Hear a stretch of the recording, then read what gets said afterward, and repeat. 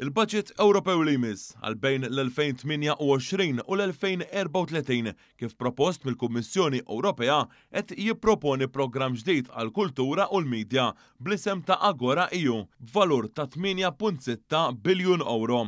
Dan filwaqt li l-programm Erasmus Plus se jara żieda ta' 50% fil-budget tiegħu fejn issa hu propost li jkollu valur ta' kważi 41 biljun euro.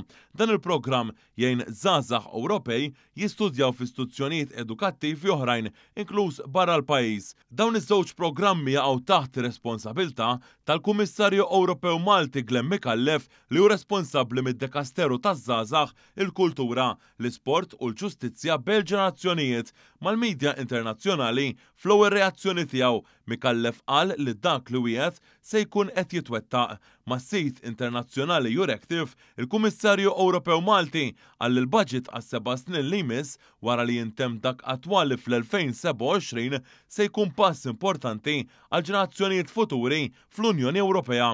Mikallef tenna li dan il-budget se jsaħħaħ il-kultura madwar il-pajjiżi Ewropej minħabba li l-kultura importanti kemm għad-demokrazija kif ukoll għall-kontinent Ewropew.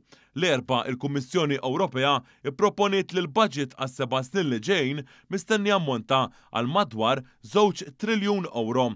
F'konferenza l-aħbarijiet, il-President tal-Kummissjoni Ewropea Ursula von der Leyen qalet li dan il-budget se jgħin biex l-Unjoni Ewropea tkun aktar indipendenti filwaqt li l-kontribuzzjonijiet mill-Istati membri jibqgħu l-istess. Dwar din il-proposta, il-Ministru responsabbli mill-Fondi Ewropej Stefan Zrinzu Azzopardi qal fil-Parlament Malti li l-Gvern se jifli bir-rebqa dak ippubblikat mill-Kummissjoni Ewropea u kif se jimpatta lil Malta.